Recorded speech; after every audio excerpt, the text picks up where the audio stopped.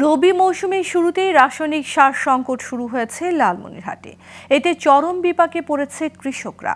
সরকার দাম নির্ধারণ করে দিলেও বাড়তি টাকায় সার কিনতে হচ্ছে তাদের।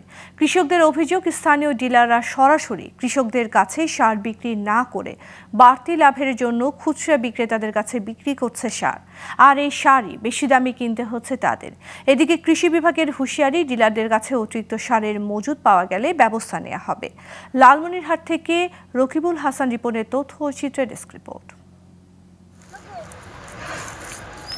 চলতি মৌসুমে ভুট্টার বীজ রোপণ শুরু করেছে লালমনিরহাটের কৃষকরা, আর এরই মধ্যে শুরু হয়েছে সার সংকট। কৃষকদের ধারণা, পুরোদমে আবাদ শুরু হলে এই সার সংকট আরও তীব্র হবে। তাদের অভিযোগ, সিন্ডিকেট বানিয়ে কৃত্রিম সংকট তৈরি করে বাড়তি টাকা হাতিয়ে নিচ্ছে সার বিক্রেতারা। এই সংকট চললে এ মৌসুমে ৩০ থেকে ২৫% উৎপাদন কম হওয়ার শঙ্কা কৃষকদের। ওরা সার থাকতে ওরা নিশ্চিত করে যে সার নাই, কিন্তু অর্থাৎ তো সার আছে। খুচরা মূল্যে সার পাওয়া যায়, দাম বেশি, এইভাবে কিভাবে চলবে? ধানের দাম তো কম, আর এখন সার কিনবো পাইখানাকে বেশি। আমরা উত্তরাঞ্চলের লোক, ভুট্টা দিয়ে আমরা ৬ মাস চলি।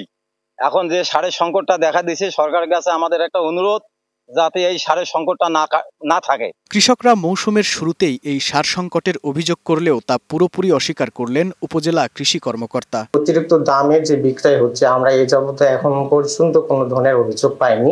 তবে আমাদের মনিটরিং কার্যক্রমটা জোরদার হচ্ছে।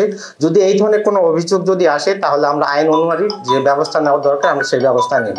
এদিকে বাজারে সারের কৃত্রিম সংকট তৈরি করা হলে দোষীদের বিরুদ্ধে ব্যবস্থা নেওয়ার আশ্বাস দিলেন এই কর্মকর্তা। কেউ যদি কৃত্রিমভাবে সংকট তৈরির জন্য কিংবা অপপ্রয়াস করে যে সার মজুত করে, তাহলে আমরা আমাদের এই মনিটরিং কালে যদি অবজারভেশনে আসে, অবশ্যই তার বিরুদ্ধে সেই সার লট সিজ করা থেকে শুরু করে সেটি যে আইনানুগ যে ব্যবস্থা গ্রহণ করা, সে ডিলার হলে তার ডিলারশিপের বিরুদ্ধে ব্যবস্থা, কিংবা সে তৃতীয় ব্যক্তি হলে তার বিরুদ্ধে ব্যবস্থা গ্রহণ করার জন্য আইনানুগ যে বিষয় রয়েছে সেটি গ্রহণ করা হবে উপজেলা সার বীজ মনিটরিং কমিটির মাধ্যমে। চলতি মৌসুমে লালমনিরহাটে ৬,৫০০ হেক্টর জমিতে আলু ও ভুট্টা চাষের লক্ষ্যমাত্রা নির্ধারণ করা হয়েছে।